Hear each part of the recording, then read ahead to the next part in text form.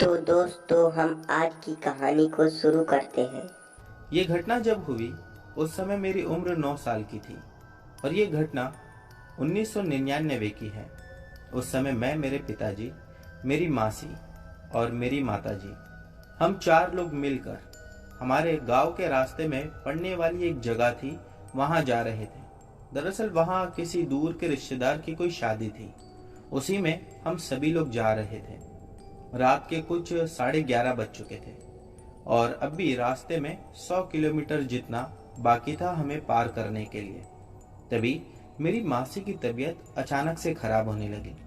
मासी कहने लगी कि गाड़ी को कहीं रोक दो कुछ समय के लिए, मेरी तबीयत बहुत ज़्यादा खराब हो रही है। उन्हें कुछ वॉमिट जैसा हो रहा था। हालांकि उनकी बात सुनकर एक जगह पर गाड़ी को रोक दिया गया। उसके बाद मासी गाड़ी से नीचे उतरी। उन्होंने 1 से 2 बार वॉमिट भी की, फिर भी उनकी तबीयत ठीक ही नहीं लग रही थी उन्हें। अब कुछ और रास्ता पार करने के बाद उन्होंने मेरी माताजी से कहा कि आज रात कहीं रुक जाते हैं, वैसे भी शादी तो कल की है ना, हम यहीं कहीं रुक जाते हैं, मेरी तबीयत भी ठीक हो जाएगी। जिस पर मेरी माताजी मेरे पिताजी से कहने लगी और दोनों ही उनकी बात को मान लिए। उसके बाद वो लोग होटल ढूंढने लगे, लेकिन रास्ते में कहीं होटल अच्छा दिख ही नहीं रहा था। उस समय भारत में डेवलपमेंट भी कम था, तो नेशनल हाईवेज पे होटल्स वगैरह भी काफी कम देखने को मिलती थी। एक जगह पर एक होटल दिखाई दिया। जब वहां पर जाकर हम लोगों ने गाड़ी को रुकाया तो वो होटल बाहर से ठीक था, लेकिन अंदर से मानो एकदम खंडर जैसा, जैसा कि ऐसा लग रहा था कि किसी पुराने कब्रिस्तान में आ गए हो। अंदर जाने के बाद रिसेप्शन पे कोई नहीं था। मेरे पिताजी वहीं रिसेप्शन पर खड़े होकर चिल्लाने लगे, अरे कोई है क्या यहाँ पर? कोई हमें रूम वगैरह देगा कि नहीं? इसके बाद उसी रिसेप्शन की टेबल के पीछे से एक आदमी अपनी आंखें मलता हुआ उठ खड़ा हुआ। पिताजी को देखकर बोला, हाँ बोलिए मालिक, यहाँ वैसे भी ज्यादा कोई आता नहीं है रुकने, तो हम लोग रात में सो ही जाते हैं।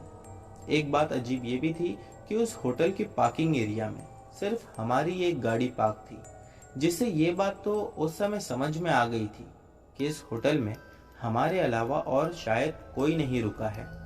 इसके बाद पिताजी ने उससे रूम मांगा। उसने कहा कि कितने कमरे चाहिए? पिताजी कहने लगे एक ही कमरा मिल जाए तो भी चलेगा। उसके बाद पिताजी ने कमरा लिया। उसने कमरा हम लोगों को तीसरे फ्लोर पर दिया था। वो होटल ही 3rd फ्लोर तक का ही था। पिताजी कहने लगे, क्यों, 1st और 2nd फ्लोर पर कमरा नहीं है? वो कहने लगा कि 1st और 2nd फ्लोर पर जो कमरे हैं वो इतने अच्छे नहीं हैं। आप लोग 4 लोग हो, इसीलिए मैं आप लोगों को बड़ा कमरा दे रहा हूँ। ये बोलकर मानो वो फिर से वहीं लेट गया।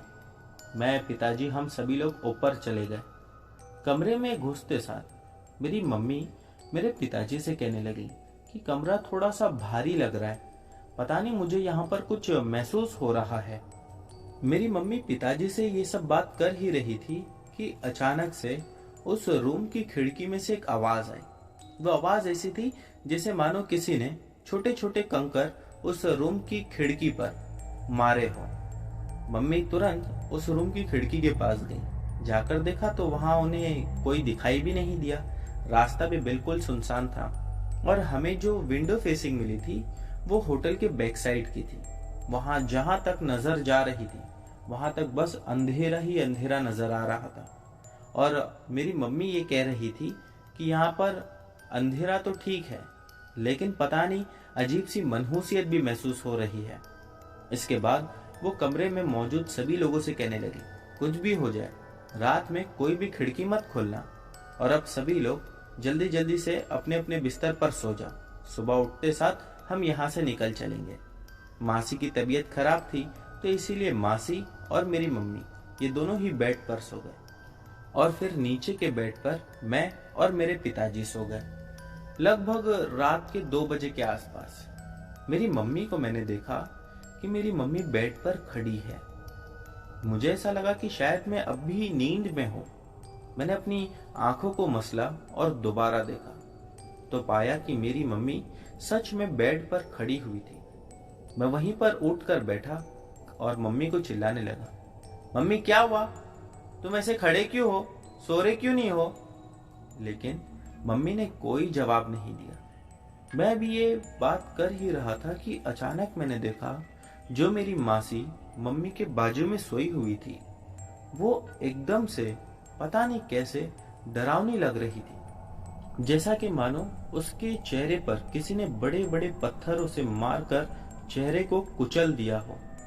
यही नहीं, मासी की आंखें भी अजीब सी बड़ी और लाल दिखाई दे रही थी। मैं तो मासी का चेहरा देखकर डर गया और जोर जोर से चिल्लाकर मेरे पापा को जगा दिया। जैसे ही पापा उठे और लाइट ऑन किया तो हमने देखा कि मासी और मम्मी ये दोनों ही गहरी नींद में सो रही थी। मेरे पापा मुझे चिल्लाने लगे, तूने कोई सपना देखा होगा, सो जा। जबरदस्ती मुझे भी नींद से उठाया। मैं वैसे ही गाड़ी चला चला कर इतना ज्यादा थक चुका हूँ। परेश, तुझे बिल्कुल अक्ल नहीं है। पिताजी ने इतना कहा और फिर वो मेरे बाजू में ही चुपचाप सो गए। लगभग 1 घंटे के बाद ऐसा लगा कि मेरे पैर पर कोई खड़ा है। बहुत वजन जैसी चीज मुझे लग रही थी, जिसकी वजह से मुझे बहुत ज्यादा दर्द भी हो रहा था और तुरंत ही मेरी आंखें खुल गई। जब मैं उठा तो मैंने देखा कि मेरे पैर पर एक काला साया जैसा कुछ दिखाई दे रहा है और वो खड़ा है। उसका शरीर काफी ज्यादा भारी था। इसी के बाद मैंने ये देखा कि मेरी मासी और मेरी मम्मी जिस बेड पर सोए हुए थे वो बेड हवा में उड़ रहा था, यानी कि जमीन से 2 या 4 फीट ऊपर था। इस बार देखकर तो मानो मेरी चीख निकल गई। मेरी आवाज सुनते ही मेरे पिताजी तुरंत उठे और उठकर मुझसे कहने लगे, क्या हुआ, क्यों चिल्ला रहा है? मैंने पिताजी को वो काले साए की तरफ इशारा किया, लेकिन पिताजी उस साए को नहीं देखते हुए उस बेड को देखने लगे जो अब भी हवा में उड़ रहा था। ये देखने के बाद तो मानो मेरे पिताजी के माथे से पसीना आना शुरू हो गया। वो जोर से मेरी मम्मी को आवाज लगाए। मेरी मम्मी और मासी तो गहरी नींद में थी, लेकिन वो लोग उठे ही नहीं। मानो ऐसा लग रहा था कि शायद वो लोग उस दिन नशा करके सोए हों। वैसे तो मेरी मम्मी हल्की सी आवाज पर भी उठ जाती थी, लेकिन उस दिन पता नहीं उन्हें क्या हुआ था कि वो नींद से उठ ही नहीं रही थी। मेरे पिताजी ने मुझे खुद से गले लगा लिया और एक दीवार से चिपक कर खड़े हो गए। इसके बाद हम लोगों ने देखा वो जो पलंग था वो एक जोर की आवाज के साथ नीचे जमीन पर गिरा। जैसे ही वो गिरा वैसे ही मेरी मम्मी और मासी की आंख खुल गई और वो उठ के मानो ऐसा बिहेव करने लगे जैसा कि अभी अभी वो लोग बेहोशी से उठे हों। मेरे पिताजी ने उनको देखा और देखते हुए सिर्फ चुप रहने का इशारा किया। मेरे पिताजी की बात वो लोग समझ गए और पिताजी ने उस होटल के रूम के दरवाजे की ओर इशारा किया, जिसका मतलब ये था कि इस होटल के कमरे से हमें निकलना है। मैं, मेरे पिताजी, मेरी मम्मी और मासी, हम चारों ही लोग उस दरवाजे तक धीरे धीरे गए। दरवाजा जैसे ही खोला वैसे ही हम देखकर चौंक गए। सामने वही रिसेप्शन पर सोया हुआ लड़का खड़ा था। कहने लगा, आप लोग क्यों इतना चिल्ला रहे हो, कोई दिक्कत है क्या? मेरे पिताजी ने उसे जोर से धक्का दिया। वो दूर पीछे जाकर गिरा और फिर हम चारों ही वहां से तेज गति से भागते हुए हमारी कार तक पहुंचे। कार में बैठने के बाद हम लोगों ने देखा कि कार चालू ही नहीं हो रही थी। सभी लोग कार की टेंशन में थे, लेकिन मेरी मासी अब भी उसी कमरे की खिड़की की ओर अपनी नजरें गड़ाई हुई थी। मेरी मासी बाद में ये बात बताई कि जब वो कमरे की खिड़की पर देख रही थी तो ऐसा लगा कि कमरे के अंदर कोई टहल रहा है, एक जगह से दूसरी जगह बार बार घूम रहा है और उसे देखकर ये समझ में आ रहा था कि वो काफी ज्यादा गुस्से में है। मेरे पिताजी ने फिर भगवान का नाम लिया और गाड़ी शुरू हो गई। जैसे ही गाड़ी शुरू हुई हम वहां से गाड़ी भगाते हुए निकले और फिर सीधा उसी जगह पर जाकर रुके जहां हमें जाना था। तो दोस्तों, ये कहानी यहीं पर खत्म होती है।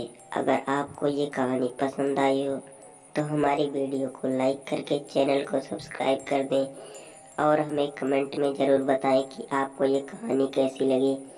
तो आपको मिलते हैं अगले वीडियो में, तब तक के लिए धन्यवाद।